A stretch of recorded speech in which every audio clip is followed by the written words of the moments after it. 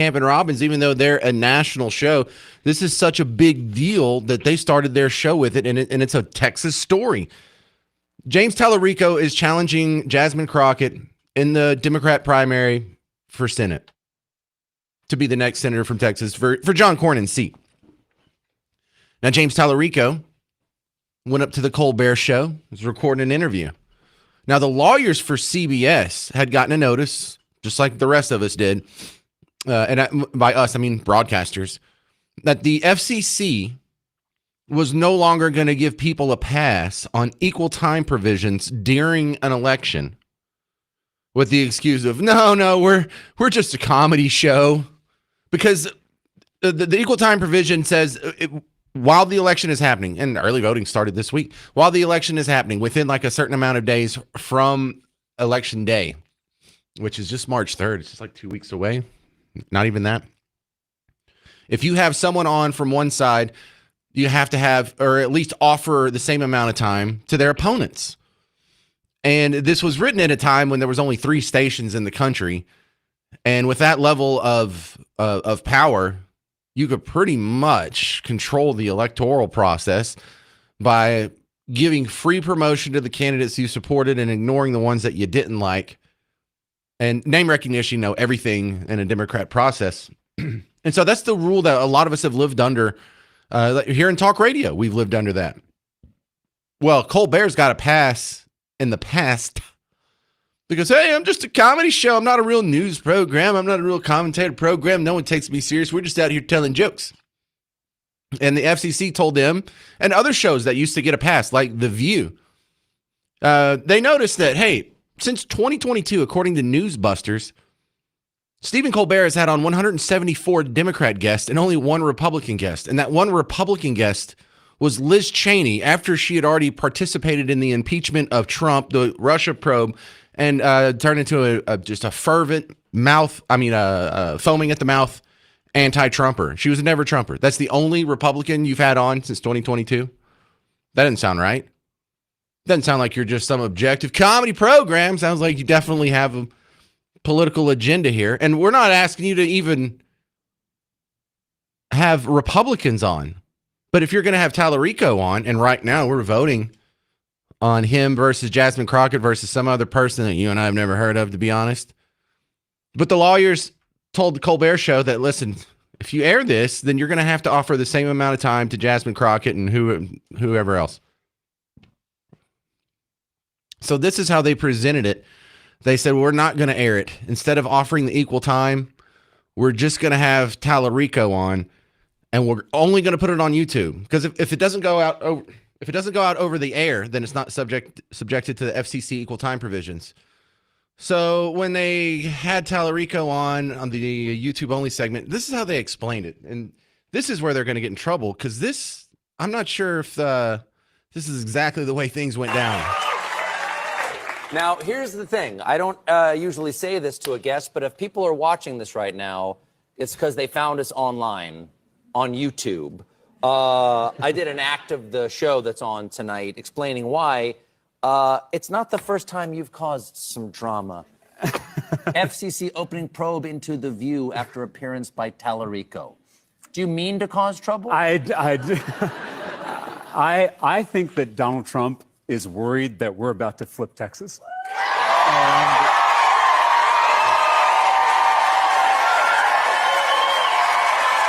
And Stephen, this is the party that ran against cancel culture. And now they're trying to control what we watch, what we say, what we read. And this is the most dangerous kind of cancel culture, the kind that comes from the top. Wait, you got to hear more of this. They went after The View because I went on there. They went after Jimmy Kimmel for telling a joke they didn't like. They went after you for telling the truth about Paramount's bribe to Donald Trump. Corporate media executives are selling out the First Amendment to curry favor with corrupt politicians. And a threat to any of our First Amendment rights is a threat to all of our First Amendment rights. Okay, so that's the narrative. Trump threatened them, forbid them from putting it on the air. And so that built this new online storyline that's just absolute fantasy. I'll give you a couple examples here. Because now what a bunch of people did is turn around and say, oh my goodness, Trump is shutting down free speech. He must be scared of Tallarico. That's it. We're doing so awesome. Last night, Trump administration censored an interview that Stephen Colbert gave to Senate candidate in Texas, James Tallarico. I'm from Texas, and I've known James. Yeah. Here's another one online.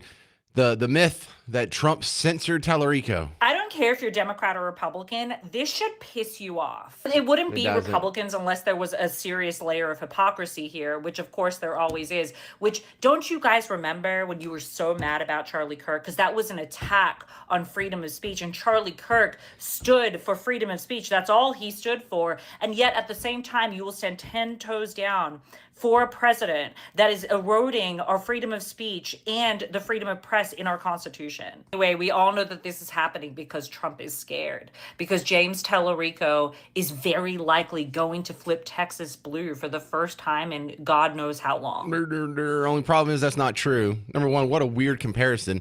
No one shot James Tallarico in the neck and he died in front of all of our faces. We just said that you're going to have to interview Jasmine Crockett at the same time. Kind of a stretch of a comparison there. But the truth is actually coming from, it feels so good to say it, Jasmine Crockett. Oh, no, I'm on Jasmine Crockett's side.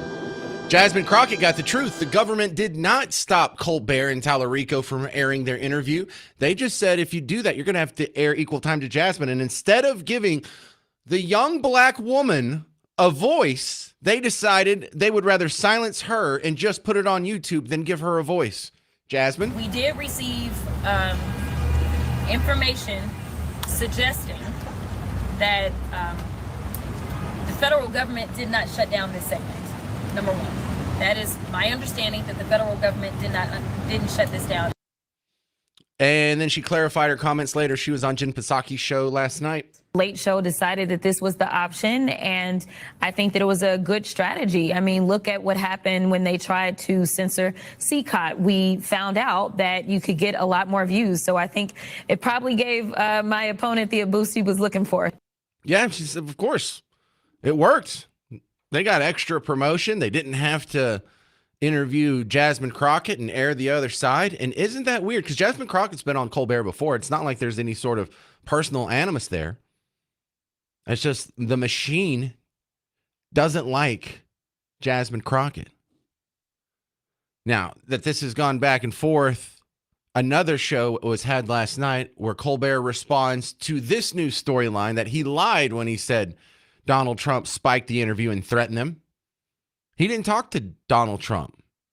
The lawyers didn't talk to Donald Trump. Donald Trump didn't get on the phone and call him at all. They were just aware of the equal time provisions that were going to be enforced this election season.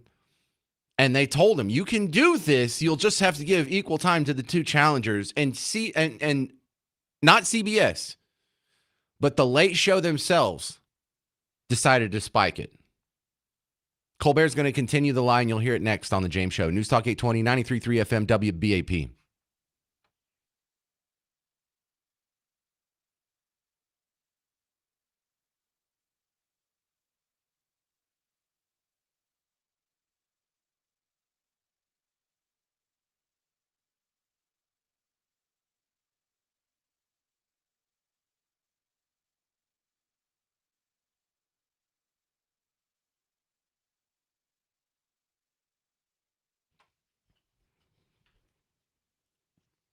Hey, Texas homeowners. I want to talk to you if you built your dream home.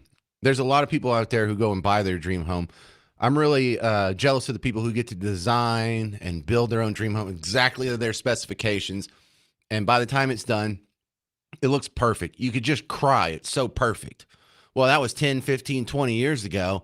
And things don't look so perfect anymore. In fact, with that nasty old paint technology, it's starting to look like the Haunted Mansion from the Addams Family. And if you want your dream home back, use Rhino Shield and you never have to worry about that happening again. You never have to worry about your big, beautiful baby getting all nasty and peely and flaky, curling up the paint at the edges under the soffit vents and over the gables. No, Rhino Shield means You never have to worry about that again. You're going to do this one time, and that problem is solved. And it does things that paint can't. Not only will it look good 20, 25, 30 years from now, but in the meantime, it's going to lower your energy costs. It'll provide a little bit of insulation for you. It blocks UV sun rays, and really, it just looks great. So go see what I'm talking about. Read some of the 5-star Google reviews. Go to rhinoshielddfw.com.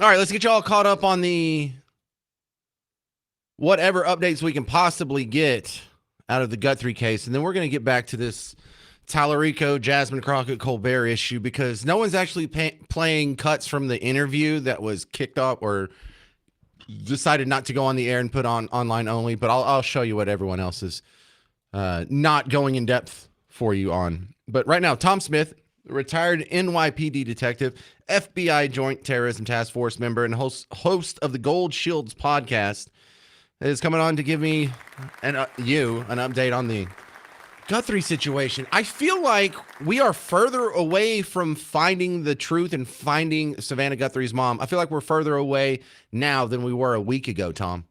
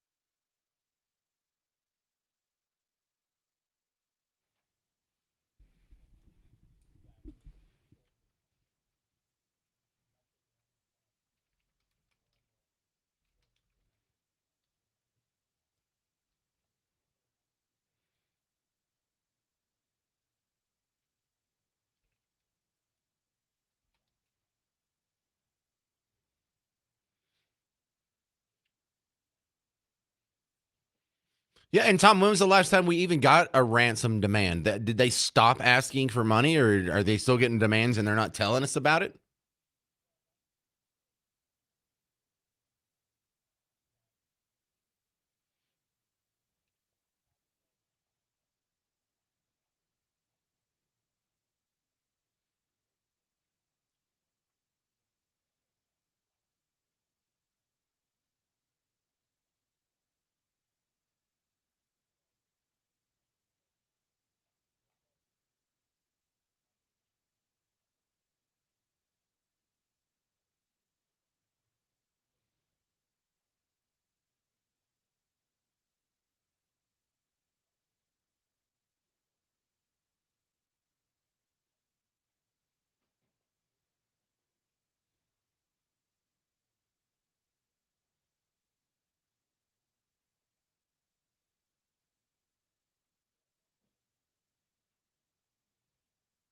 All right, we're talking with Tom Shields from the Gold Shields podcast. Uh, do we even know what cleared brother-in-law? Because I sort of was putting that on the top of my rankings of likely scenarios because the Tommaso guy, he seemed to have a motive. He was the last one to see her. He seems to be pretty sketchy and hanging out with other sketchy people. So do we have any idea what cleared him?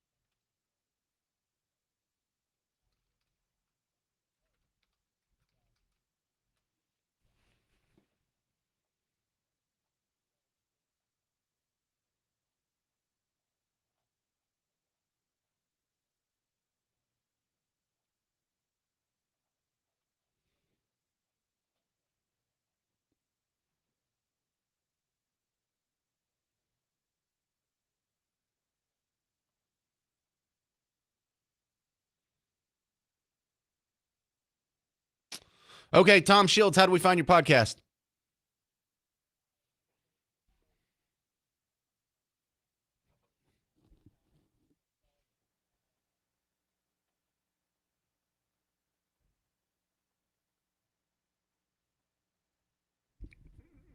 Yeah, I think we all assume this is a police themed podcast.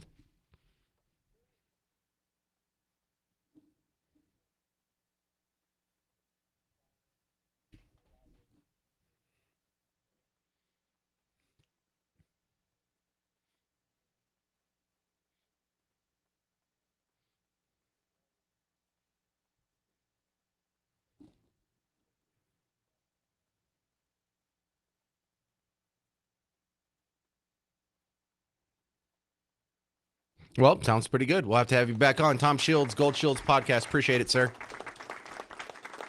All right, coming up next, a lot of people are talking about the controversy between Jasmine Crockett and Colbert and the Tallarico interview, but they're not actually playing what was in the interview that was supposedly not allowed to be aired by the evil, censoring, fascist Trump administration. We're debunking that myth, but I'm also going to go back and show you what's in that interview because I think you might be a little interested to see what you're missing. I'm James Parker. It's News Talk 820, 93.3 FM, WBAP.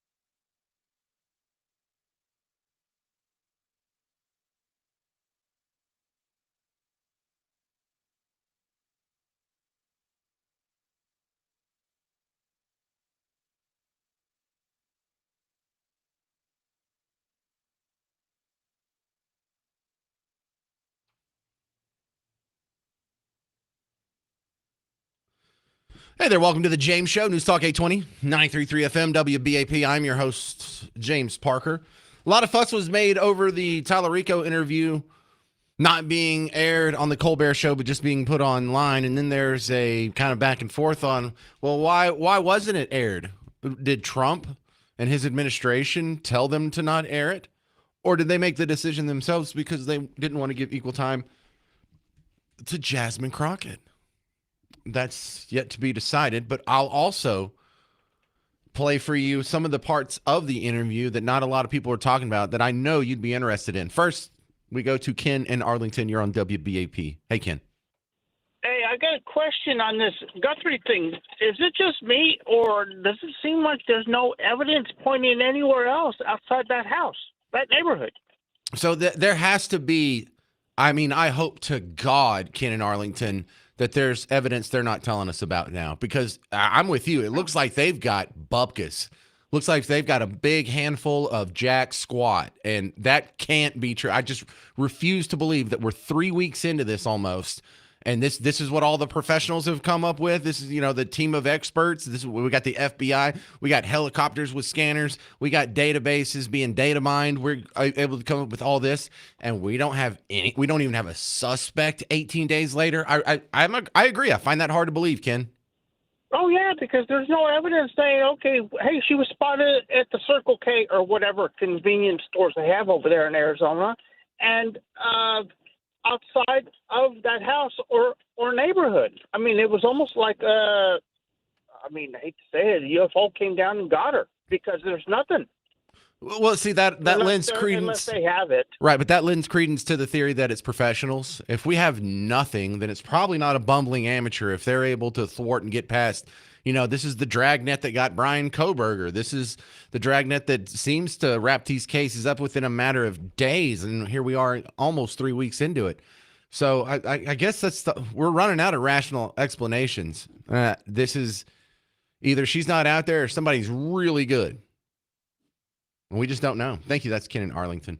All right, now back to this Colbert situation.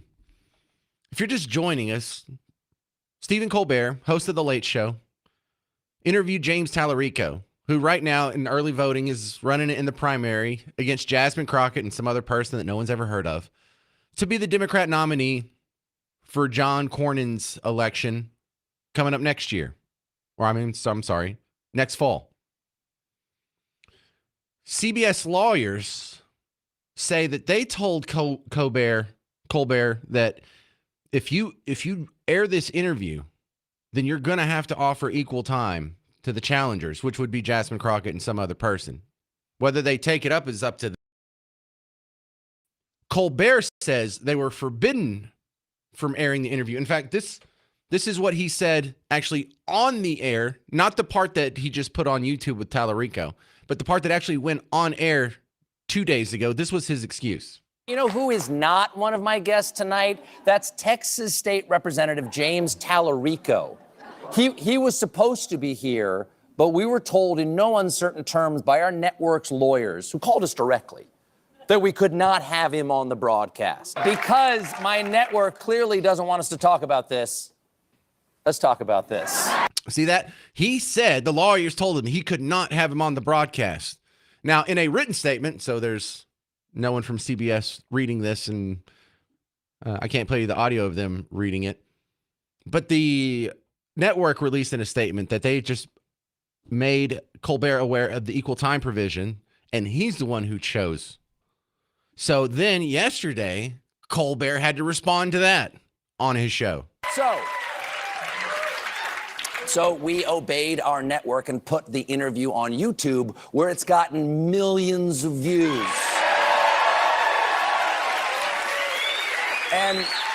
And I can see why. Tallarico is an interesting guy. I don't know if he should be the senator, but it was a good discussion. I wish we could have put it on the show. You could where have. No one would have watched it. But here's where I do want to tell the lawyers how to do their jobs. They know damn well that every word of my script last night was approved by CBS's lawyers, who, for the record, approve every script that goes on the air, whether it's about equal time or this image of frogs having sex. That's a true story. But for another time. Very specifically, and this is never, in fact, between the monologue I did last night and before I did the second act talking about this issue, I had to go backstage. I got called backstage to get more notes from these lawyers, something that had never, ever happened before. And they told us the language they wanted me to use to describe that equal time exception. And I used that language. So I don't know what this is about. So somebody's lying. Either Tallarico and Colbert are lying because they are both saying the same story. Tallarico is putting right now on, or yesterday on X, this is the interview Donald Trump didn't want you to see.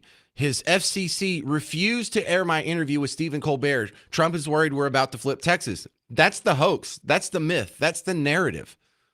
But Jasmine Crockett says no. The FCC didn't refuse to air the interview. They just said that if you're going to air that, you'll have to give Jasmine Crockett an interview as well. And in order to not give Jasmine Crockett equal time, they made the decision to not air the interview. So who's lying? Stephen Colbert and James Tallarico or Jasmine Crockett? Whose side are you on? I got to tell you, I think I'm on Jasmine Crockett's side on this one. I know. Stranger things have happened. But over here, there's actually some good comments on this. Let's see. It was, Drunken Tweets over here. I love this guy because he retweets me quite a bit. Even though he disagrees with me like every show, I still like him. It says, equal time is BS.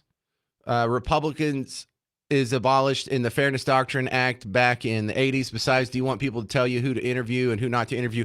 No, actually, I don't like the equal time provision. Precisely because the government should be intervening and telling you who you should and shouldn't interview. However, if we are going to have the equal time provisions like that, that's the law of the land. So let's go ahead and enforce it. I mean, that explains one side of the argument. Someone's still lying, though. Someone is still lying. And the Drunken Tweets followed up. And why Republicans are supporting Jasmine Crockett all of a sudden? Well, we're not supporting her policies. I'm not supporting the way she prefers to govern. But in this case, she is getting screwed. And this makes me kind of like her. Because when you see the corporate overlords and the puppet masters, look, when George Carlin says there's a big club and you ain't in it, well, CBS is in it. Stephen Colbert is in it. All those lawyers that are making those decisions, they're in the club. We're not. And their chosen candidate is Tallarico. He's not winning. He's not the one that's most likely to win. He's the one they want. They don't want Jasmine Crockett. This is the same thing they did to Bernie Sanders. Bernie Sanders was the one who was polling number one. Bernie Sanders was the one that was ahead. But the establishment, the club with a capital C, didn't like him. So they stole the election from him in 2016 in the primaries. They did it again in 2020. And finally, they give him 4 houses that are all worth millions of dollars, tell him to shut up. He finally shut up. But if Jasmine Crockett's not in the club, that makes me like her more. I mean, I don't like her policies any more than James Tallarico, but that makes me, I prefer that she wins over this guy. If we do have to have a Democrat that comes out of Texas, I hope it's not one in the club. Damn it, I'm siding with Jasmine Crockett on something. What the heck is going on? But clips from the interview where they dig deep into this whole Jesus topic, James Tallarico and Stephen Colbert. And I think it's going to kind of, I don't know. This might get you a little worked up coming up, so stick around. I'm James Parker, News Talk 820, 93.3 FM, WBAP.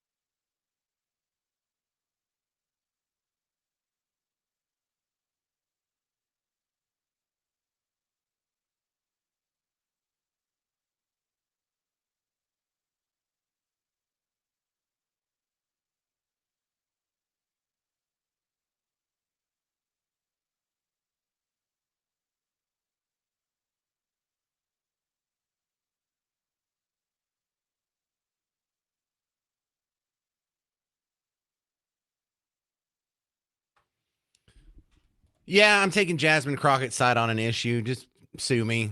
I'm James Parker, News Talk 820, 93.3 FM, WBAP. You're home for Markley, Van Camp, and Robbins. And this was the story. This was the first story they started with today going out of the box. They're a national show.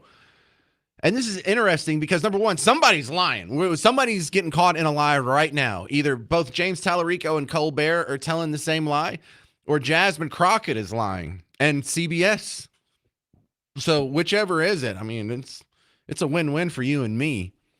But I think the Jasmine Crockett story sounds a lot more believable than what Tallarico and Colbert are saying. Now, if you're just joining us, Tallarico was interviewed to be on the Colbert Show. And according to CBS, they said their lawyers told Colbert if he airs that, since it's election time, he's going to have to offer equal time to Tallarico's challengers, which would be Jasmine Crockett and some other person we haven't heard of.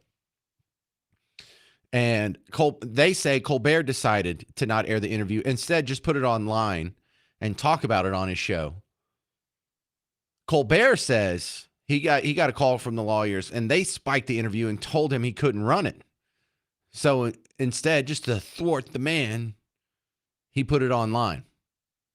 Now, James Tallarico's on X yesterday saying, this is the interview Donald Trump didn't want you to see. His FCC refused to air my interview with Stephen Colbert. That's not what the FCC says. That's not what CBS says. That's not what Jasmine Crockett says. But the storyline is just absurd in the comment sections online. You have people that are saying, see, I told you he was a fascist. I told you he's censoring free speech. This is so scary. But I think what the rest of us see is the establishment likes Tallarico better than Jasmine. This is what they did to Bernie Sanders. They didn't actually steal the election from him in the fact that they said, we're not going to let you run. We're not going to let people vote for you.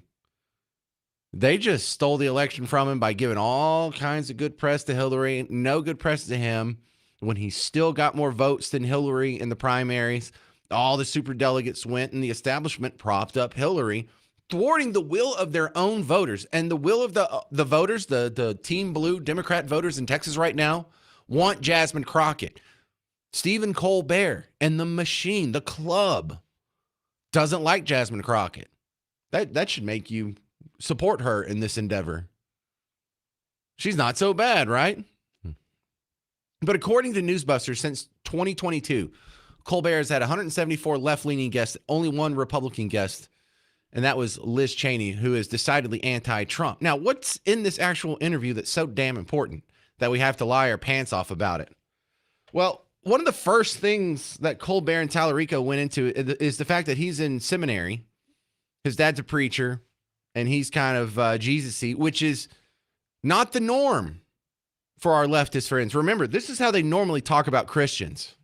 White evangelical Christianity is a cancer. These are the worst. These are the worst people in our country because they use their religion in two ways, as a weapon and as a shield. Yes. So when you're seen as the political adversary, Christianity's evil.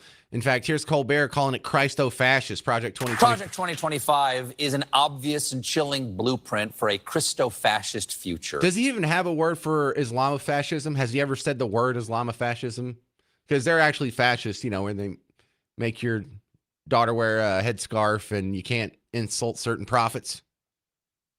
But let's go to the actual interview itself. And here they are. Now they're trying to use Jesus against you. Jesus in Matthew 25 tells us exactly how you and I and every one of our fellow believers, how we're going to be judged and how we're going to be saved.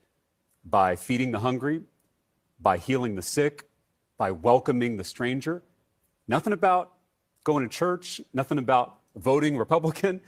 It was all about how you treat other people. Don't. I find this so sick.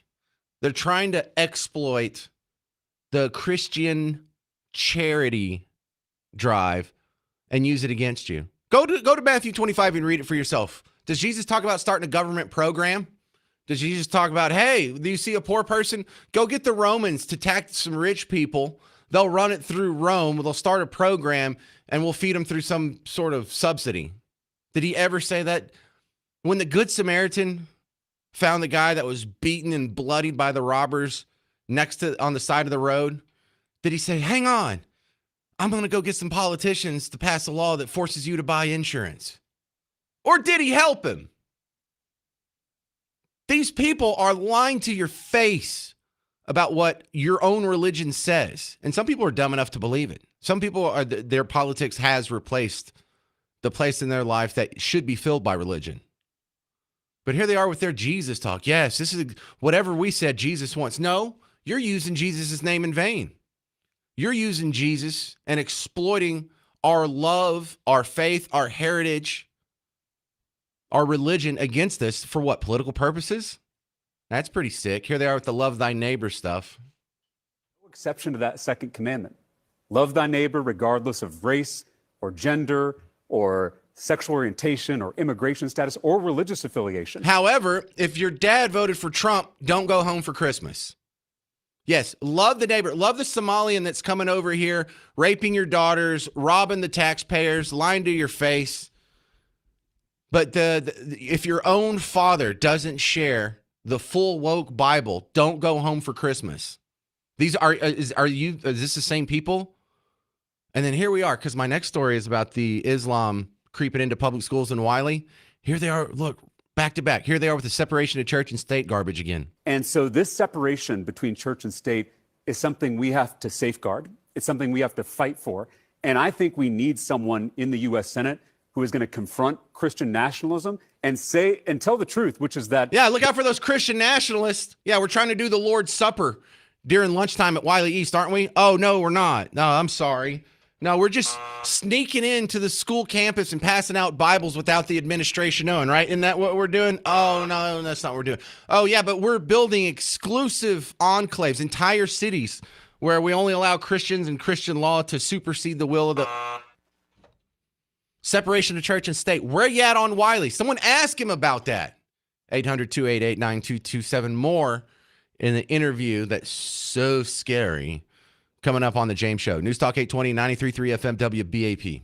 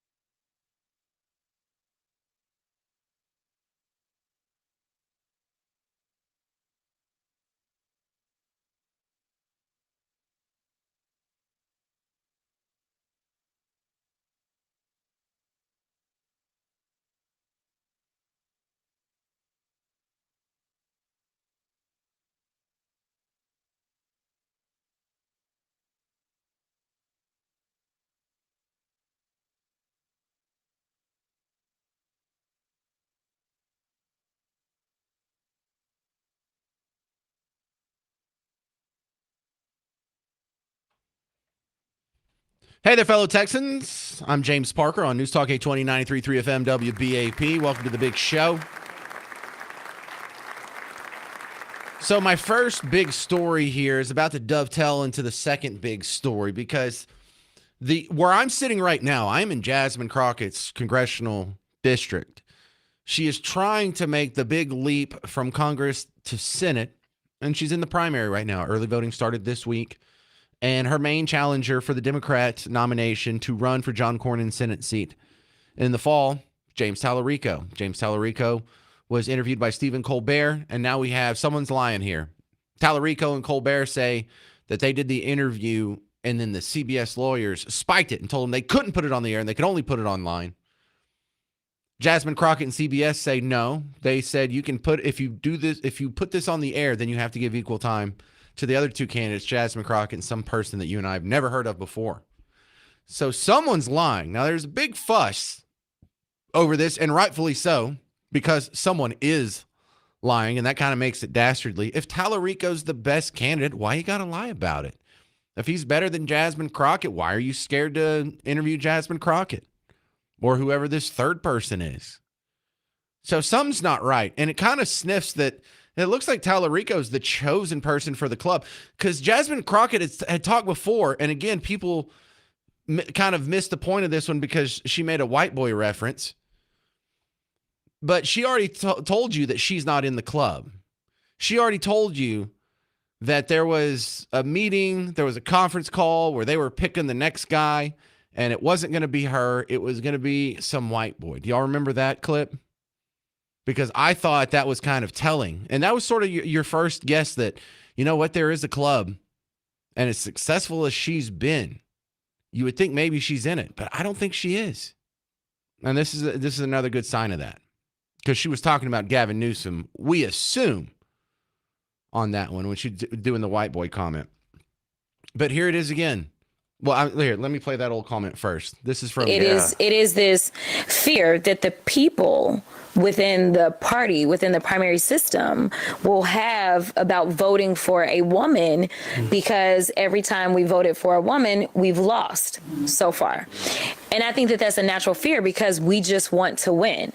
So there's a lot of people that are like, you know what? Like, let's go find the safest white boy we can find. I mean, I'm just saying. Those are the callers that we're hearing. We're hearing people. No, for real. A white man's got to do it. We're getting those callers. For real. And to be clear, when we talk about them, I can tell you that there is one specific candidate. I had a donor on the phones with me telling me that all the donors are lining up behind that candidate. They're lining up behind Newsom, just to cut it short there. So now the establishment is lining up behind Tallarico. The establishment doesn't like Jasmine Crockett. I should make you cheer for her just a little bit. Now, back in this interview, some of this stuff should rub you the wrong way if you're a Christian. Because he is now, people who proclaim their Christianity in public circles, oh, they're a theocrat or the religious right or, party and country or whatever. Christo-fascist, white nationalist, Christian nationalist. However, when a Democrat is a Christian, it's a good thing, and it's celebrated, and it informs them. And they can still talk about separation of church and state while talking about church and state and get away with it. But check out this last little part here. And that's the key is you don't want to fit the big thing into the small thing. And God is the biggest thing there is. And so to try to fit God into a political party, whether it's the Republican Party or the Democratic Party, you've got it reversed. And so it's why I think we have to remember to put those big things first, to put the love of God and the love for our neighbors before anything else. Because right now, what you've got is people baptizing their partisanship and calling that Christianity, when in reality, your politics should grow out of your faith, not the other way around. Now, what are y'all cheering for? Hang on a second. You shouldn't let politics dictate your faith. Who's painting the steps of their church in the rainbow flag?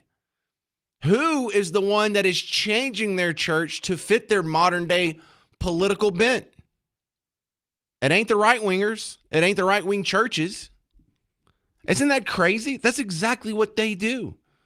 When they have, like, go over there to the United Methodist Church of wherever, Oaklawn or at Oaklawn and Cedar Springs. Are there churches that are painting big MAGA hats on their steps? Are there churches that are painting obvious political slogans? Who's doing that? Who is intersecting their church and their politics like this? Who runs for president as a reverend? Who calls themselves reverend? Who just died yesterday that was cloaking all of his political activism as a reverend? Reverend Jesse Jackson, Reverend Al Sharpton, Reverend Jeremiah Wright. Oh yeah, there's no politics in those guys. That's for sure. It's just so crazy to see that your religion should come first before your politics. That's what we do. I don't know. People see that and they see the exact opposite thing, and that kind of blows my mind. But they don't want to have this discussion. They're probably right to hide that, because this whole separation of church and state, I'm about to replay that again on my next segment, because they just had the meeting yesterday in Wiley about the Islamification that's going on there, where they had the Why Islam table set up a couple weeks ago. They have halal options on the school menu there. Where's your separation of church and state about that? Tallarico, Colbert, Kaylee Campbell was at the meeting yesterday, and she'll be on the show coming up in 4 minutes. 800-288-9227, 800-288-9227. The next Parker Pour is tomorrow. I'm going to go be down at the Whiskey and Rye Bar at the Omni Fort Worth Hotel. I'm doing a live show from 2 to 5, and then afterwards we're going to hang out for a happy hour. We're doing 2 rounds of trivia. I'm hosting 1 round at 5:30, another round of trivia at 6:30. If you can make both, cool. There'll be a grand prize. If you can only make one, there will be a separate prize for both rounds. I'll tell you about the prizes tomorrow. But come on out, hang out, have a good time. It shouldn't be as crowded as the last time, because there's not a special event across the street at the Fort Worth Convention Center. But the next Parker's Pour, I'll be there from 2 to 7 tomorrow. Come out and see the show live if you can. If not, come out after work. It'll be a good time. You can shake my hand, take a picture, judge me based on my appearance. Omni Fort Worth Hotel, Whiskey and Rye Bar. All right, Kaylee Campbell next on News Talk 820, 93.3 FM, WBAP.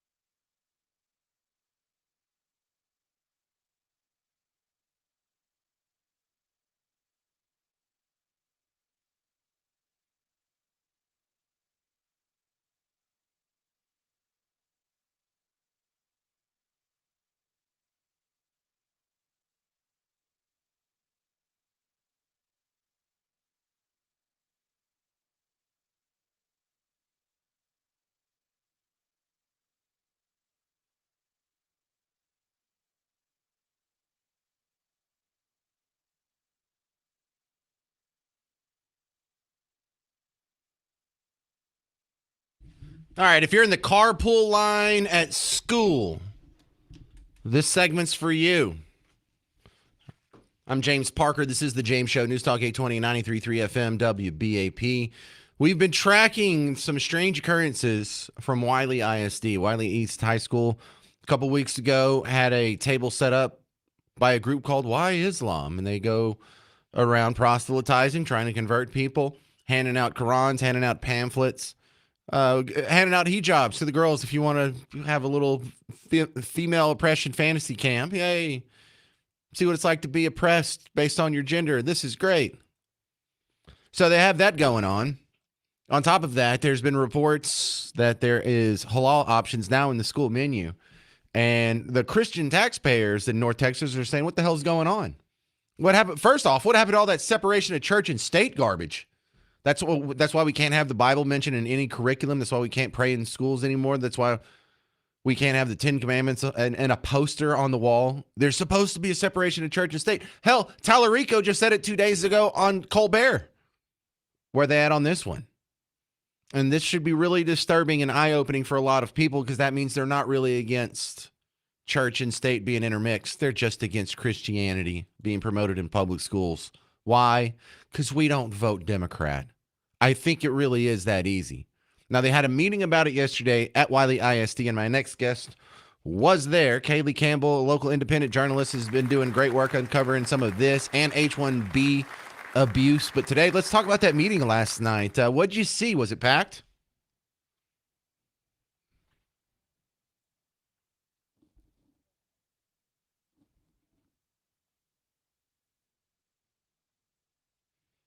Okay. Where was it, like standing room only?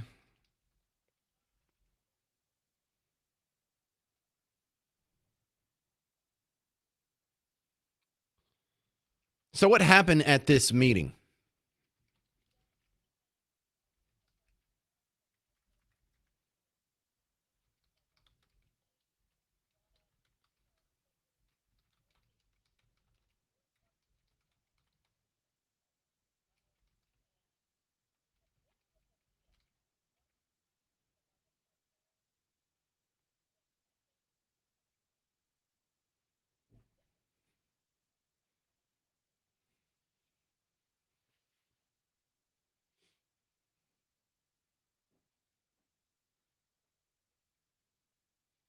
So explain how it got heated. Were people throwing rotten tomatoes or booing and hissing or chunking chairs? What do you mean by that?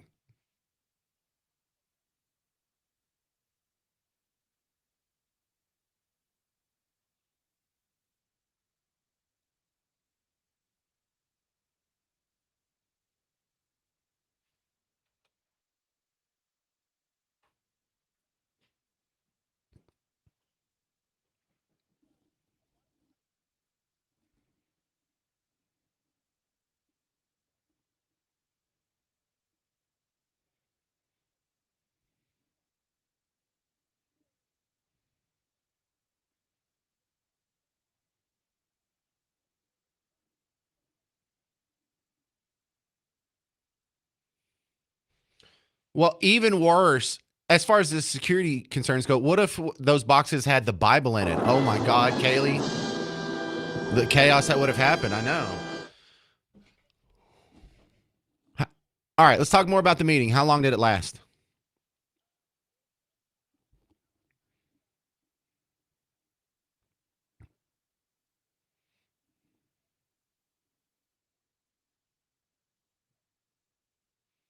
Do you think any of it resonated with the school board or the administration?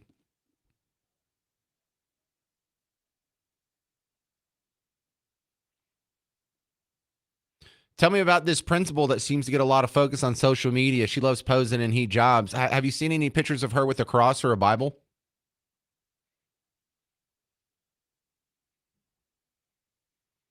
You saw her there, or it was reported that she was there?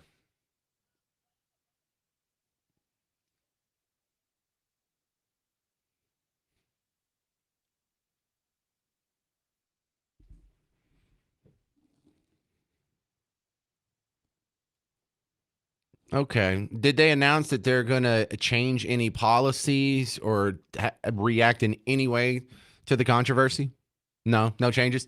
Do we know who got suspended? Because after the Why Islam table was set up, they told us that someone in the administration made a mistake and they've been suspended. They didn't say how long. They didn't say who it was. They didn't say if it was with or without pay.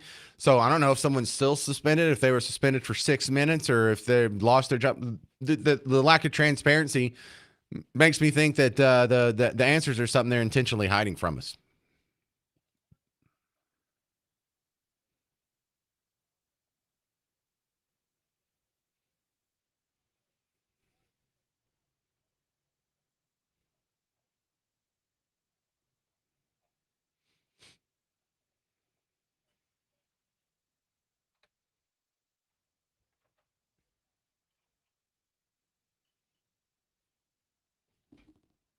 Yeah, and look, you're a parent. I'm a parent, and I've had calls of people who, like, when my daughter forgot her trumpet one day, I have to go through like 2 doors and talk to someone through a camera speaker, and then I have to sign in on some tablet, on an electronic iPad looking thing, all to what? Hand my daughter a trumpet? Like, what do you think this is? A trumpet shaped bomb?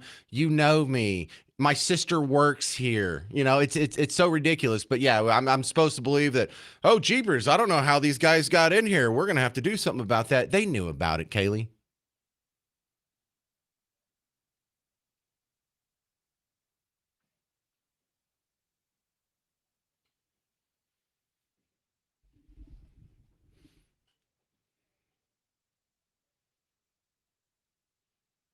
All right, Kaylee Campbell, what are you working on next?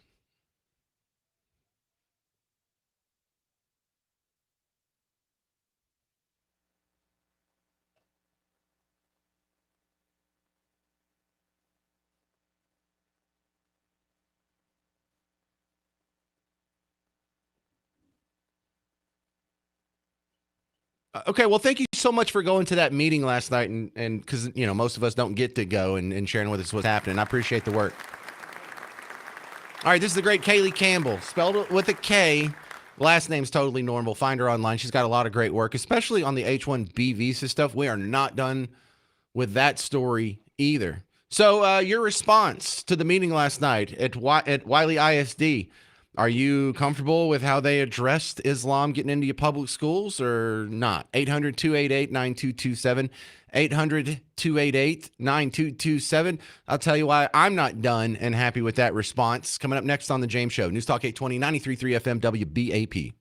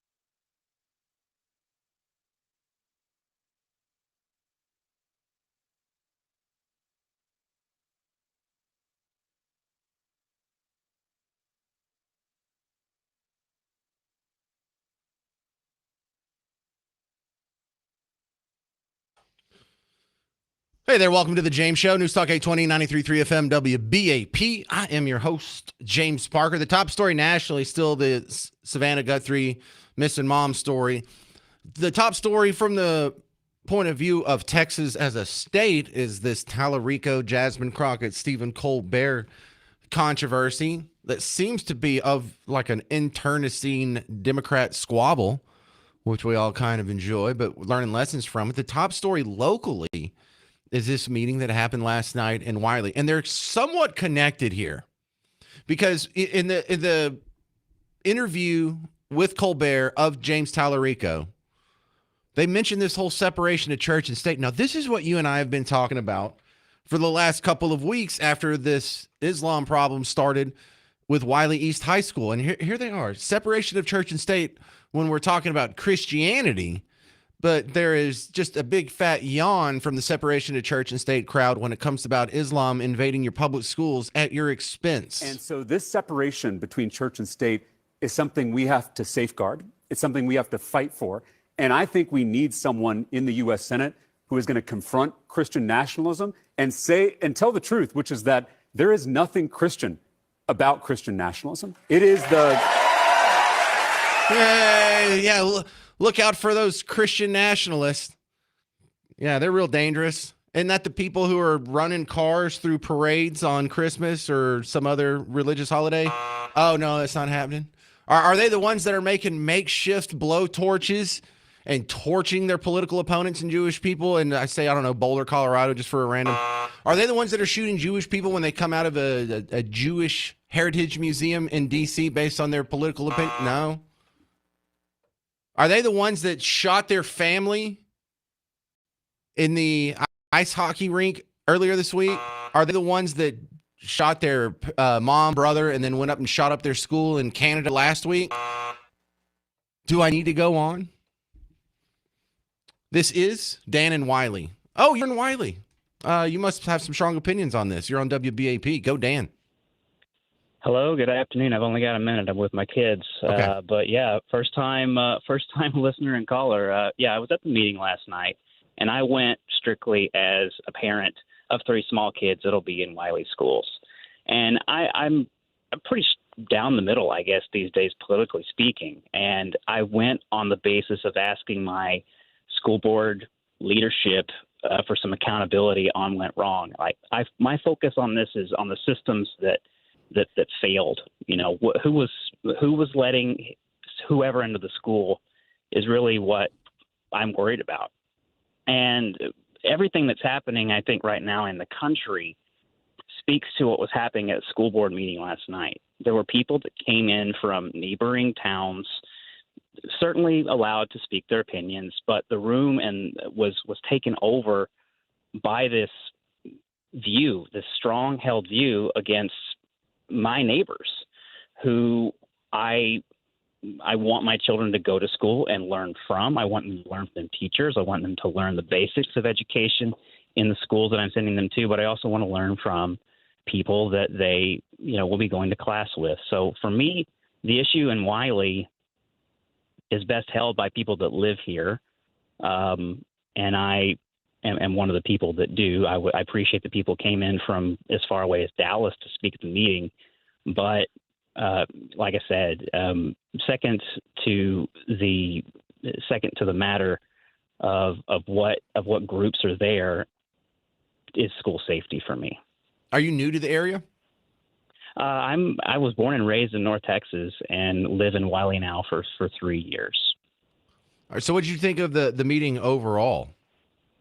I was a bit disappointed, quite frankly, in people and the behavior of people. And I think it's very indicative of what's broken down in our country right now. We can't just let others speak who might be wearing things differently than what we're wearing, or dressed differently, or speaking differently, or having different views. It was the wrong forum. So I wasn't really impressed with the behavior of some people there. I also really appreciated the viewpoint of the student who made the video to begin with. Marco? I was impressed. Sure. I was impressed with the point of him pointing out this issue of systems there at the school.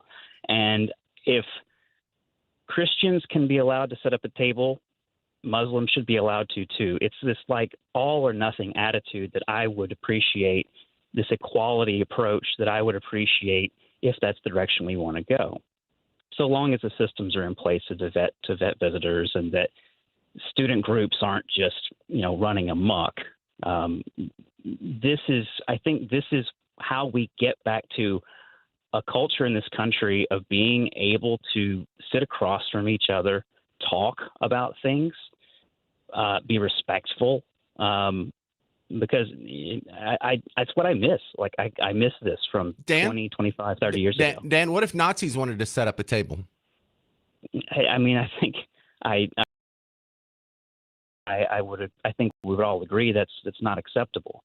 What I'm getting at is groups that come into this school. So you're not really open to all groups. You just think it's acceptable, the ones that you think are acceptable. And you just have a wider identification of what is acceptable than the people who were hollering against it last night. I appreciate the question, and let me try to take a minute to answer it, and we'll see if the answer is satisfactory.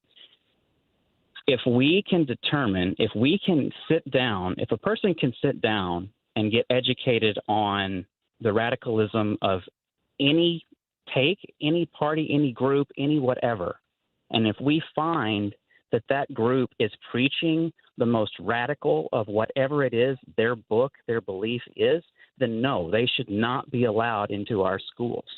Not at all. And I think I appreciate you taking the extreme of the Nazi party an example, but I think by a reasonable person's standard, no, we would not allow the Nazi party. But then the reason I did that, and I'm not here to beat you up, is because you just said, well, I'm just open-minded that anyone can. No, you're not. You don't want Nazis to do it. So while some people, I think all of us agree that Nazism is an ideology that's so abhorrent and so antithetical to our values in Western civilization and, the American Judeo-Christian jurisprudence. It's so unacceptable that it shouldn't be allowed in our public schools. Now, there's a lot of other people who think Islam, especially the theocratic version of it that's handing out Qurans and headscarves to little girls, that is unacceptable to be taught. That they think that is too limiting and has a bad history of not really accepting everyone's full complement of human rights, because everywhere that where Muslims are a majority of the population,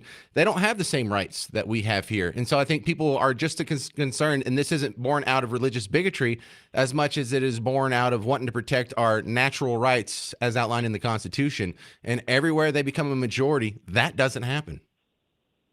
Sure. Okay. We're talking then on a gradient of what parts of a religion are going to believe. You and I have friends, most likely. I know I have friends that are Christians, God-fearing, go to church, and they use contraception or doing something that in the literal and defined definition of the Bible that it says, that the good book says not to do. This is, I think this is equal to the discussion on Islam, and I think if a group, certainly the edge and the extremes of any religion, whether it's Islam, Christianity, and well, it's not the extremes on Islam. Name the Islamic country where women have their full complement of human rights. It's the mainstream of their religion. Everywhere it goes where they take over, rights are diminished, especially for women. That's all. And it's not born out of a place of hate as much as it's born out of people who wanted to preserve the country with the mores and the values, the liberties and the rights that our forefathers passed along to us. It's not born out of hatred. It's not born out of bigotry or religious hatred or animosity. It's just we want to protect our rights. We've seen how this works everywhere else it's tried, and we don't want it here. 800-288-9227, 800-288-9227. More on this discussion of separation of church and state, Islam in Wiley and Texas public schools next on News Talk 820, 93.3 FM, WBAP.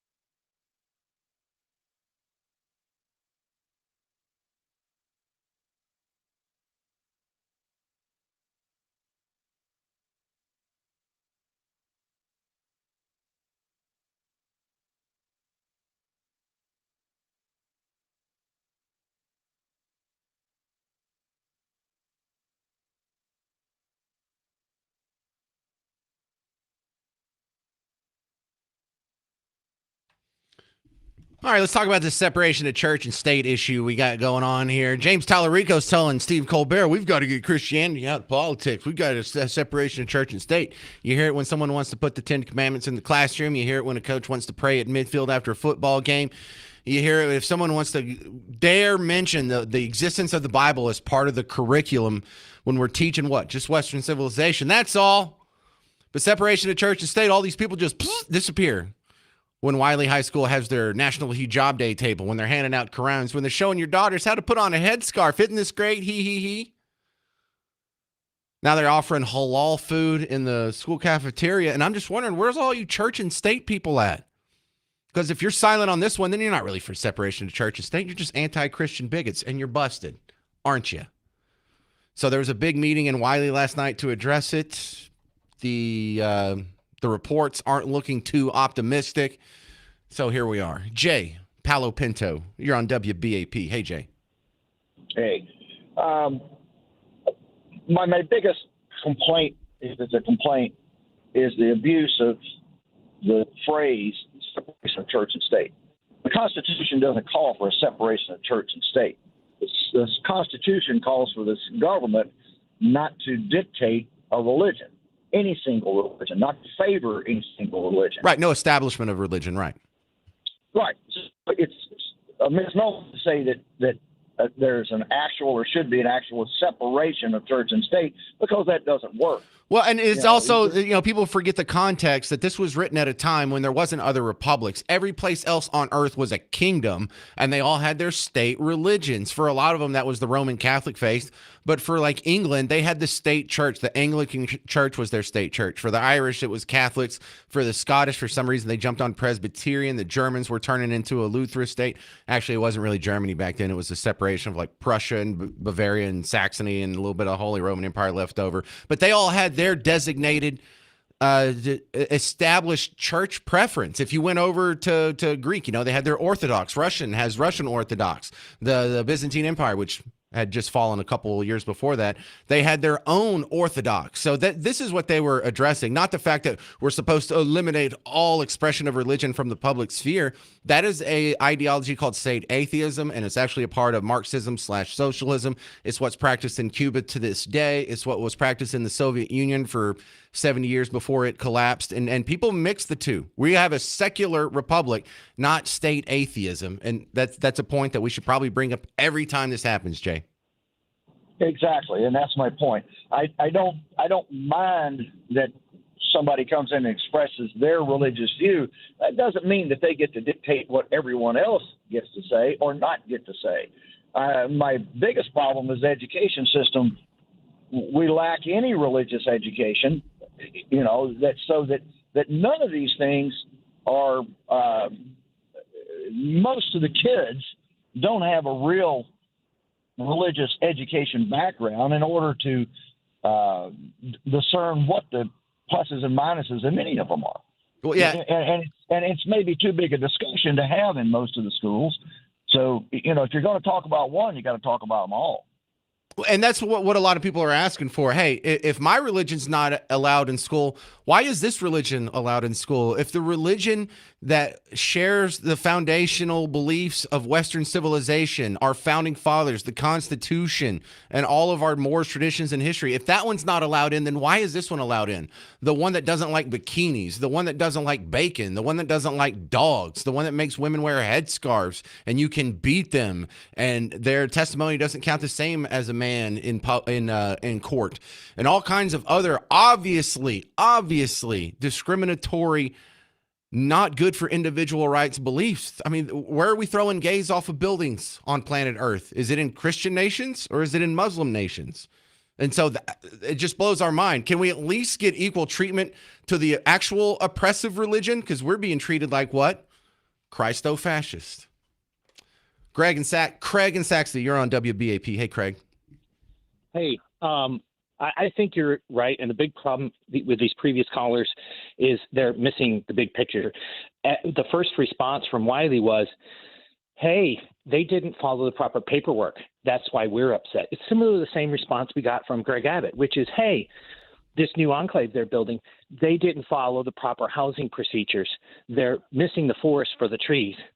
Islam is jihad dressed up in a costume of religion. Islam is, and that's how we need to treat it, and that's how we need to respond to it. There's no separation of state and jihad, right? We need to fight jihad, and that's what this is. In Saxe, right down the road from me, the biggest church in Saxe shrunk, and they decided to sell their building, First Baptist Saxe. And they said, we will not sell to Islam, because the Islamists had bought right next door to them like 10 acres for the Islamic Center of Saxe. It's a core piece of this epic center in Plano. And they proxied it through a bunch of companies to trick them into selling it. They sold it to a company, which then sold it to another company, and now the Muslims have it, right? And that's what they do. They lie, cheat, they do anything they can to pull the wool over everybody's eyes. And this isn't a simple paperwork problem at Wiley. They should say, there's no way ever Islam's coming into our school. We have a separation of our school and jihad. We have a separation of state and jihad. Not anymore. Islam is jihad. Not anymore.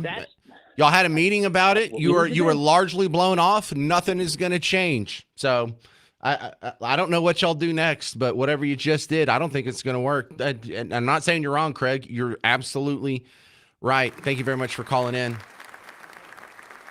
Wow, I got some more good callers on the separation of church and state argument, because it's exactly the opposite between what James Tallarico just told Stephen Colbert 2 nights ago on the Late Show versus what was told to you and other parents at Wiley ISD last night.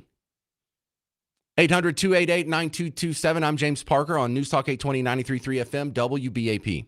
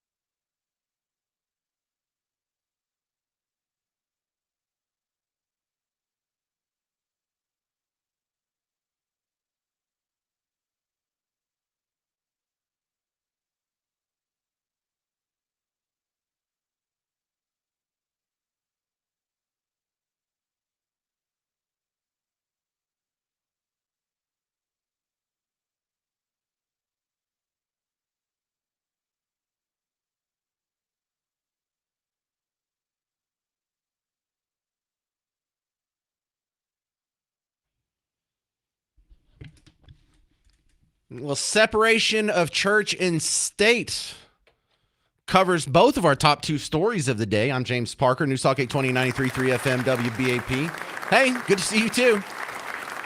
Because nationally, even the national show that comes on before us, Markley, Van Camp, and Robbins, they started off their show. The first story they talked about was this interview James Tallarico had. He's running in the primary to be the Democrat candidate for Senate. His main opponent is Jasmine Crockett. They kicked Colin Allred out. Why? Because the establishment wanted Colin Allred out because he was going to crowd out the votes for James Tallarico. Now, they don't like Jasmine Crockett either, and we learned that because of the response here. There's two sides of this story. James Tallarico and Stephen Colbert both say that they recorded the interview and they were told that they weren't allowed to play it on the air because Donald Trump's administration had threatened them.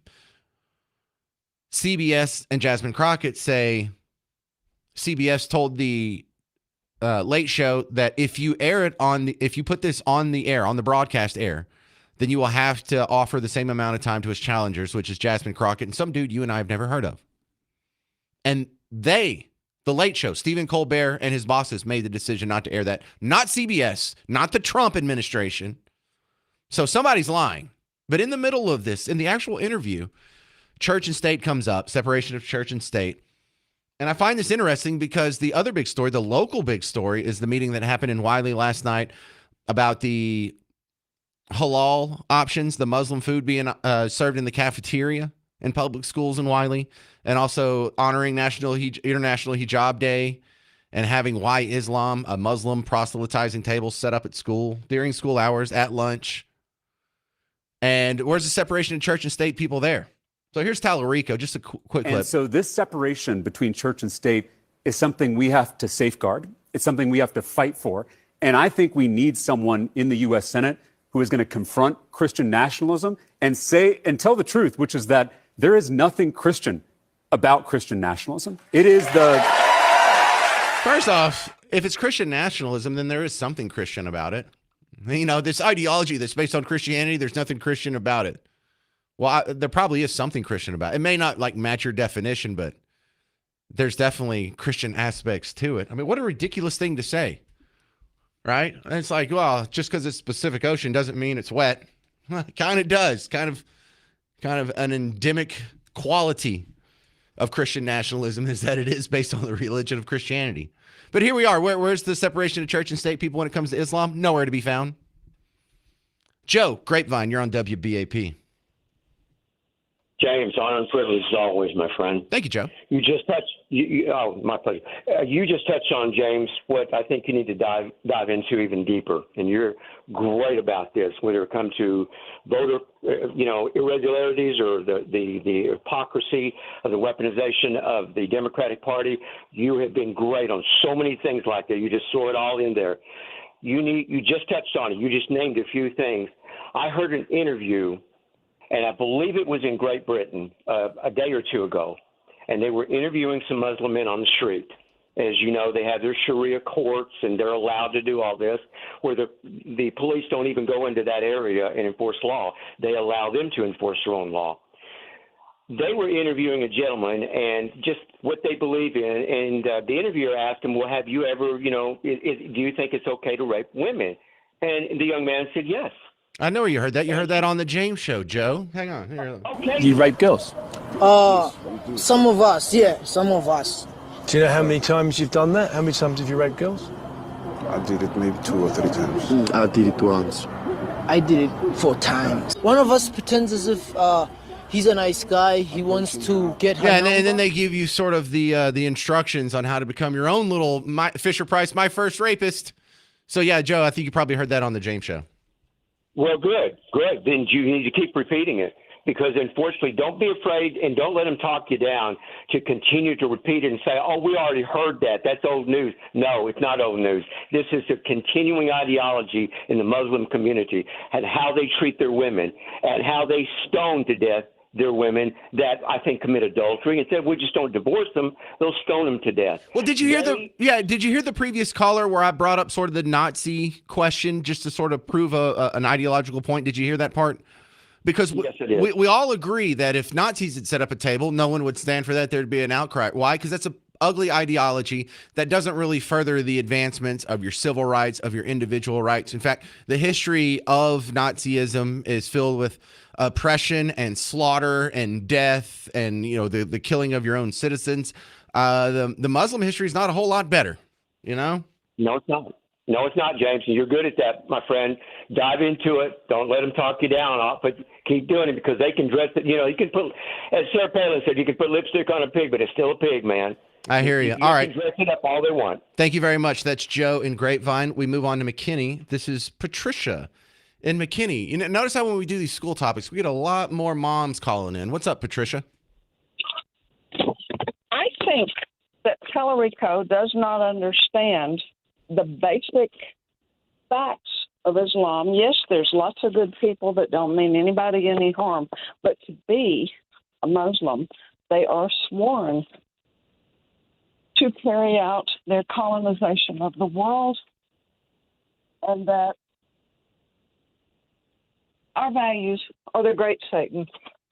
Israel is the small Satan. People need to understand that, and that they are taught to lie to us and do whatever to take us over. Well, listen, here's the problem with that, Patricia. You're making a very good religious argument, but for the people out there who are agnostic or atheist or non-religious, you have to come at it from a secular angle. You have to say, look, it's not, you know, it's not the fact that they're religious that bothers us. It's the fact that everywhere people who follow that ideology, whether it's a religion or a political movement, or just take religion out of it, everywhere those people have taken over, natural rights have diminished, especially the rights of women have diminished. The rights of minorities have diminished. The rights of gays have diminished. Amen. And so it's not a religious thing. And it's the same reason I support Christianity and the church, even in a government setting.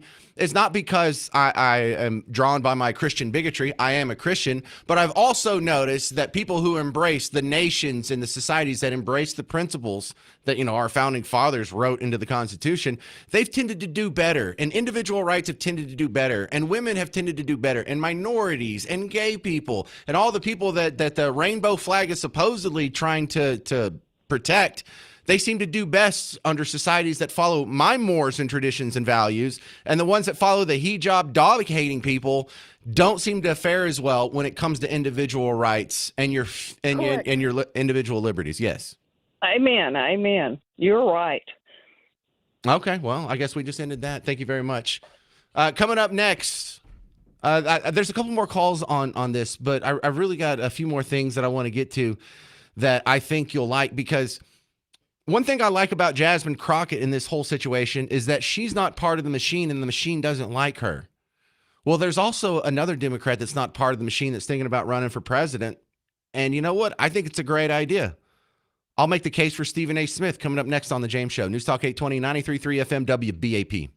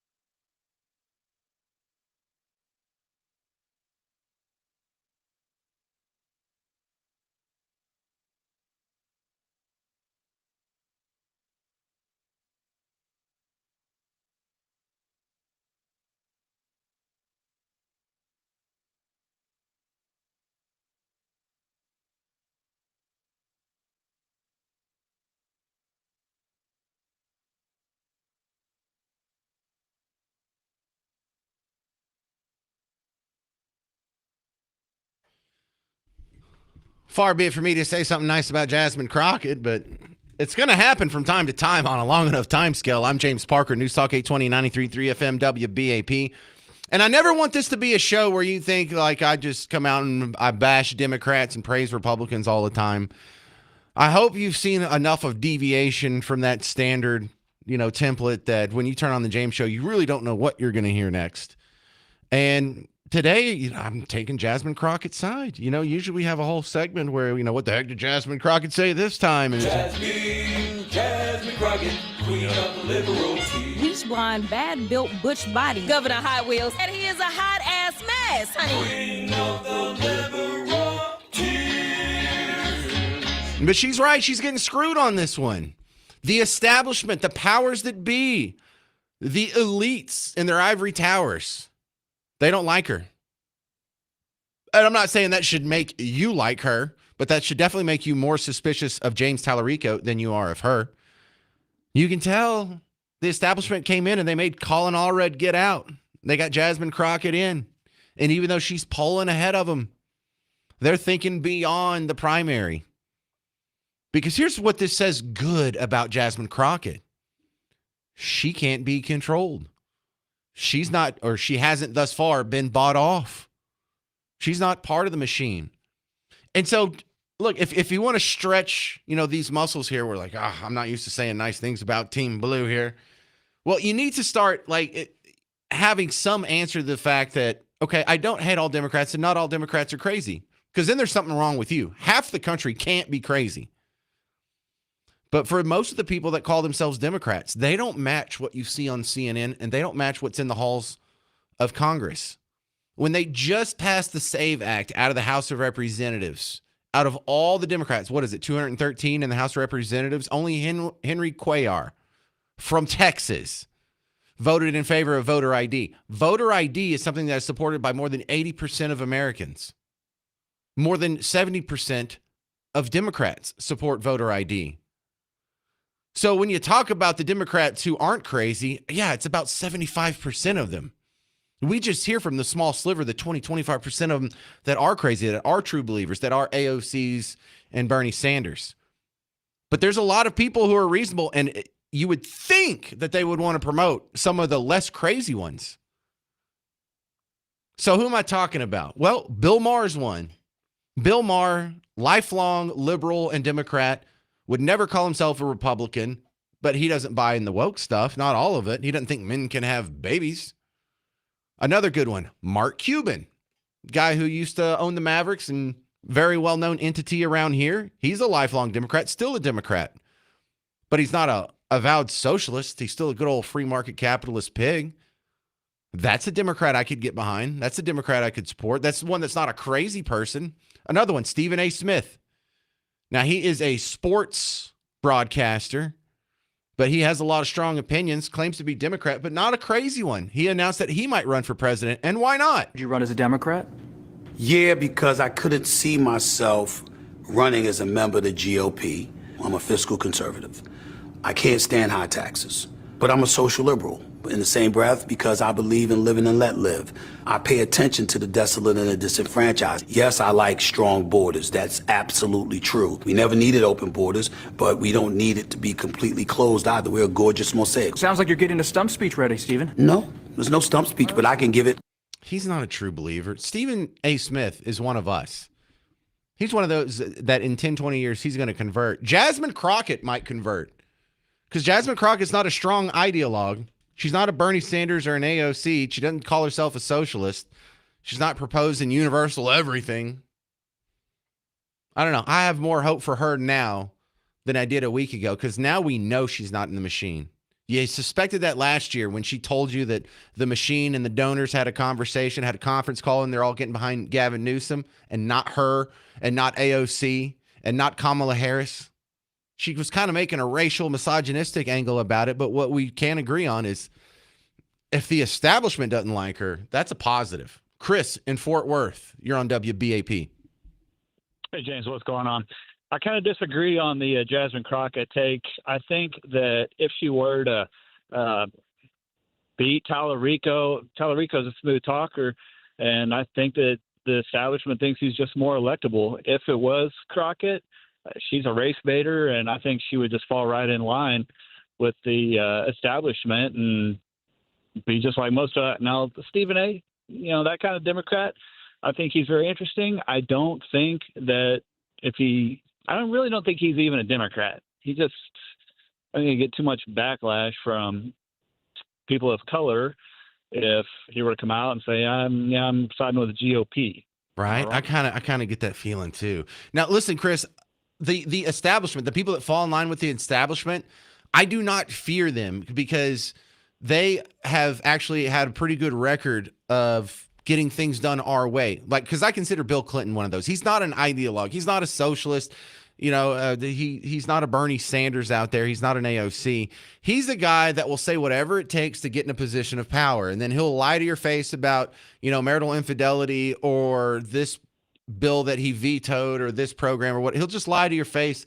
The good part about that is if you do whatever it takes to stay in a position of power, then if a big wave comes at you, a big red wave called Newt Gingrich and the, what do they call that? The Declaration or the Contract with America in the 90s.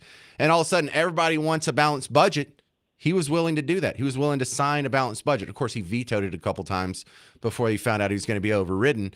But we got things accomplished. The last time we got a balanced budget is when there was a non-ideological pawn of the machine as the Democrat president, not a Barack Obama, and of course not a Republican since then either.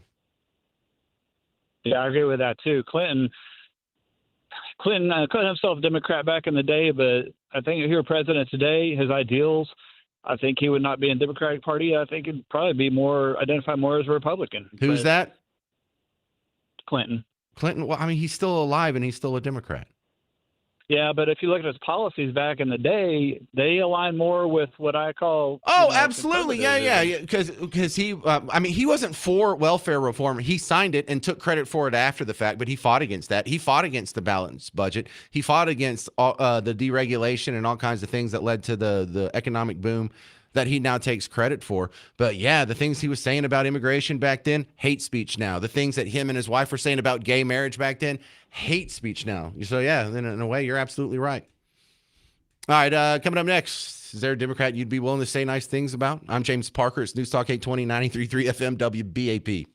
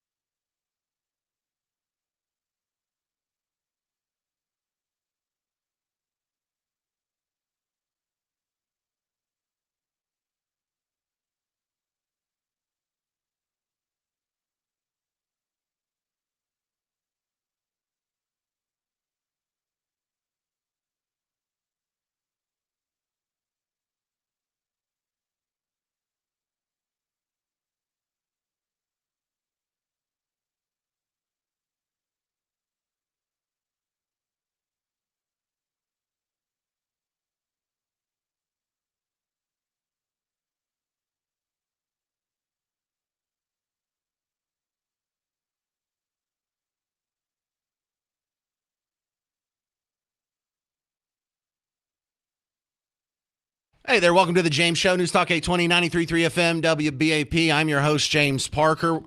And one of the good things we've learned from this controversy with Tallarico and Stephen Colbert and Jasmine Crockett is that if the machine doesn't like Jasmine, I think that's a net positive. And, this show isn't known for saying nice things about Jasmine Crockett, but, here we are. We're on her side on this one. She's definitely getting screwed here. Stephen Colbert declined to put the Tallarico interview on air precisely so he wouldn't have to give Jasmine Crockett equal time. And if you're okay with that and you're on Team Blue, what's wrong with you?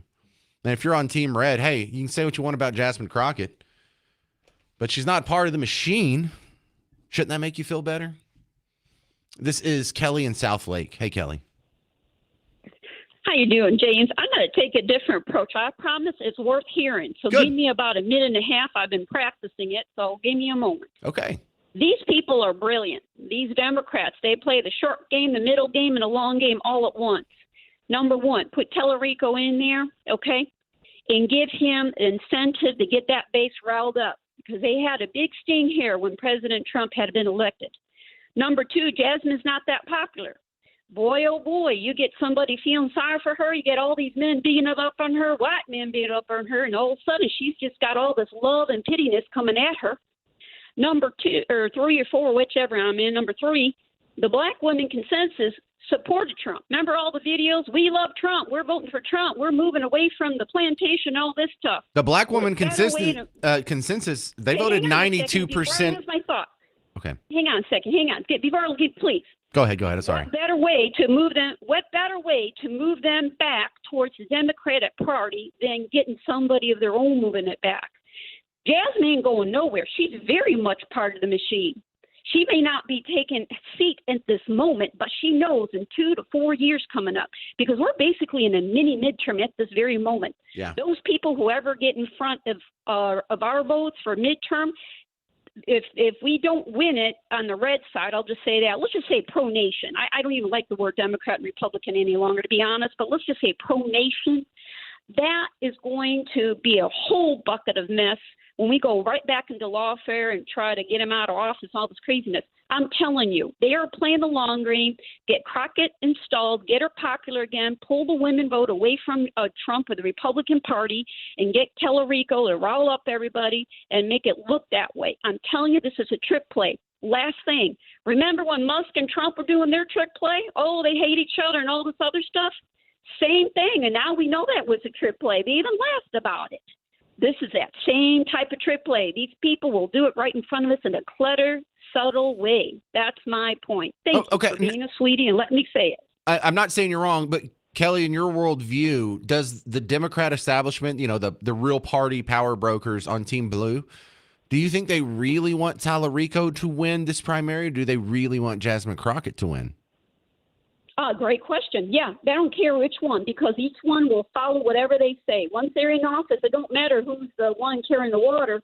They know that either one will carry that water. Both of them are part of the machine. Look at that. All right. Well, good answer. Thank you very much. This is Kelly in South Lake. This is exactly what I'm talking about. I want to hear all the theories. All theories are welcome. That's not a bad one. Michael in Dallas, you're on WBAP. What do you think? I think that there are no good Democrats in the political establishment. They all carry each other's water, like the prior caller said. We just need to defeat them at the ballot box and in the world of ideas. That's our only hope. The only reasonable Democrat I can think of who's not in the establishment now is Harold Ford Jr. on the 5. He's the only one that ever sounds reasonable. All the others just fall in line and vote with Schumer. Well, what about the examples I was given earlier in the hour? What about Mark Cuban? Doesn't he sound reasonable? No, because he's got Trump derangement syndrome, so he's not reasonable. See, the problem with Mark Cuban and Trump is he had a pre-existing animus for Donald Trump before Donald Trump was even a political animal, when Donald Trump was still a Democrat. When I was on a show back in you mind if I just do story time real quick? It was way back in 2002. I think it was 2003. I was still working on my first TV radio show, and we used to do speed dating. And so they sat James down, because I was like a 25, 26-year-old producer. And I actually had the microphone, and I was recording my interactions with the ladies at speed dating because I was single at the time. And my segment got bumped because Mark Cuban called in, and Mark Cuban ended up telling this story about when he first cashed out from broadcast.com, and he and his buddy that they started the tech startup with, they split $6 billion. And so Mark Cuban had something to the order of $3.1 billion in straight up cash, just chilling in the bank, which at the time, Donald Trump's net worth was maybe half of that, and he definitely didn't have it all in cash. I mean, most of that's just tied up in the property value of his buildings. And so Mark Cuban, while he's still young and while he's still new to the scene, goes to some party at the top of Trump Tower where on the roof was a very exclusive party that only super rich and accomplished and well-known people could get into. But then in the penthouse, which is a building on top of a building, there was another more exclusive party on top of that, which was just a handful of people who were pretty much Trump's close friends. Now, Mark Cuban was introduced to Trump at the party on the roof, not the super exclusive party, but the half exclusive party. And he's like, "Oh yeah, I heard about your success, and maybe one day you'll be rich enough to make it up there." And he pointed to the big party. And Mark Cuban said, "Well, at the time, I was worth more than he is." And so there's been sort of this clash of the alpha males where two big bucks during rutting season butted heads, and since then their antlers have been stuck together. Trump's always bagging on Mark Cuban, and Mark Cuban's always bagging on Trump.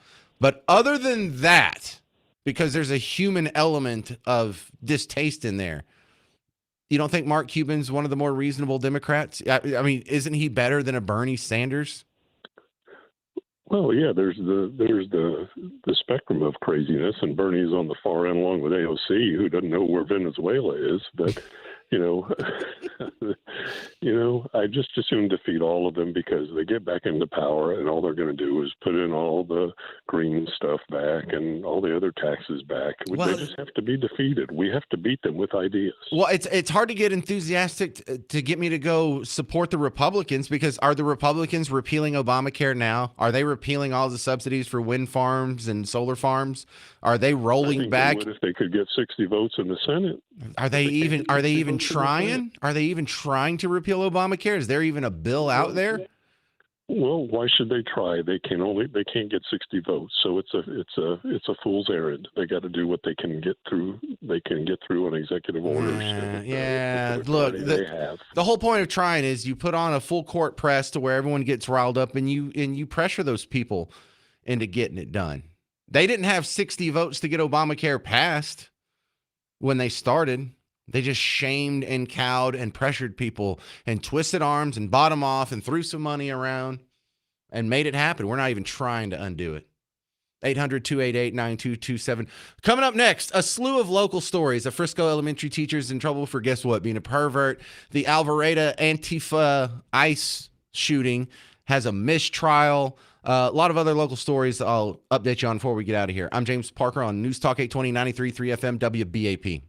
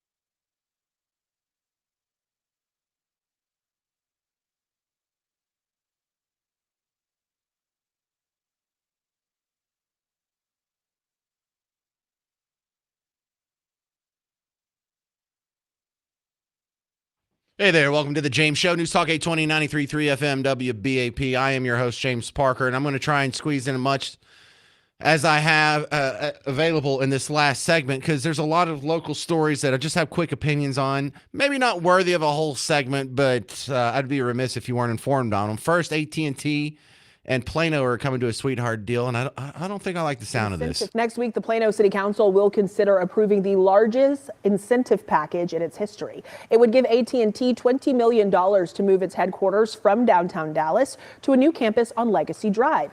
This agreement has certain stipulations, like the company constructing a new building at least 2 million square feet and spending at least $1.3 billion to do so. AT&T also has to create or maintain at least 4,000 employees full-time. The Plano City Council will vote on the package on February 23rd.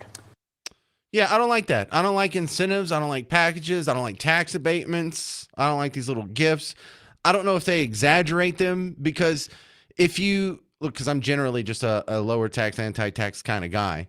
If you're saying I'm going to give them a tax break here, that's not the same as taking money out of the public coffers and giving it to a company. I hate that even more. That's a literal subsidy. But sometimes they count tax breaks as the same. I do like when they add that to the discussion. They're like, yeah, this is good for business when we give them a tax break. Okay, cool. So you're admitting it's good for business when we get tax breaks. Let's just remember that next time we ask for a tax break on, say, like your property taxes or your sales taxes or your gas taxes or any other tax ever. Another local story. Another nasty local teacher in trouble, Frisco. Here's what we do know. 48-year-old Michael Cheek, a third-grade teacher at Billie Jean Phillips Elementary School, has been arrested and charged with invasive visual recording. That's a state jail felony. If he is convicted, he could face anywhere from 180 days to 2 years in jail and up to a $10,000 fine. Now, the Frisco Police Department says they became aware of misconduct allegations and immediately started working with the district, building the case that led to this arrest. In a statement, Frisco ISD told us Cheek has been placed on administrative leave and is banned from district property. They also say he hasn't been on campus or around students since the allegations first surfaced. And the district is calling the allegations deeply concerning. All right, there's nothing special or different about this story. The reason I want to play it for you and have it just somewhat put a thumbtack in your memory is that I could do this almost every day. We have an epidemic of nasty, perverted teachers abusing kids in Texas public schools. And if it fit the narrative, you'd be hearing about this would be the top story every day. But remember, we're in a fight where public schools mean government schools. It means socialized schools. And since government's taken over, both K through 12 and the entirety of the university system, they filled it with a bunch of pro-government people. They do not want to lose that power. Another important local story. Remember when the Antifa group went up, shot up the ICE facility in Alvarado, ended up shooting an officer in the neck? Well, getting shot in the neck, he's like, well, there was an injury. Sounds like he stubbed his toe. But they just got a mistrial. A mistrial has just been declared in the case of a detention center ambush. The judge making that decision after a defense attorney was questioning potential jurors while wearing a T-shirt with images of protesters on it. Stupid. All 75 prospective jurors had to be released. It's still not clear when jury selection will start all over again in that case. There are about 25 defense attorneys right now representing the 9 defendants in the trial who are accused of being part of an Antifa cell in North Texas. They're accused of attacking the Prairieland Detention Center in Alvarado on the 4th of July. Prosecutors claim that several people started shooting fireworks at the ICE facility there to draw officers outside. One man is accused of firing shots at the security officers. 5 others have pleaded guilty to other charges. One officer was injured and had to be treated at a hospital nearby. He was injured and had to be treated. He was shot in the neck, okay? He didn't hit his shin on the coffee table when he was getting a glass of water. Anyway, that being said, yeah, what kind of idiot defense attorney wears a shirt like that? So I just need to get you caught up on that. The next Parker's Pour is happening tomorrow. All right, we go out to Whiskey and Rye at the Omni Fort Worth Hotel. We're going to do a live show from 2 to 5, so you can come out and see the magic happen. And then we're going to do a happy hour from 2 to 7, which includes 2 rounds of trivia hosted by me, your host, James Parker. We've got prizes for both rounds. There's going to be a round of trivia at 5:30. Thank you. I know. I'm pretty excited about it, too. Another round of trivia at 6:30. And it's all happening at the Whiskey and Rye Bar in the Omni Fort Worth Hotel. And it's tomorrow. Now, we're going to do the Parker's Pour every third Thursday of the month is what we've got slated thus far. But listen, if you have a bar, if you run a bar, if you know a guy who has a bar, if you own a bar, and you want to get your own Parker's Pour, it looks like there's 3 more open Thursdays every month. Maybe you should give us a call in, and maybe we can make that happen for you. But the next Parker's Pour, Whiskey and Rye Bar, it's tomorrow, baby. Don't forget about it. If you can make it for the show, that's awesome. If you have to wait till you get off work and you're in Fort Worth, make it there for the 5:30 trivia. If you have to drive in from somewhere else, like a Grand Prairie or a Dallas or an Addison, we got another round at 6:30. You can make it for that. Come on out, say hi, shake my hand, take a picture, judge me based on my appearance. Also, 9 Inch Nail fans, they are coming to the American Airlines Center March 3rd. Get tickets and information at livenation.com. But it's also one of the ticket giveaways they're doing on the WBAP morning show this week. So you can listen tomorrow and Friday. Maybe you can win some 9 Inch Nails tickets from our morning show.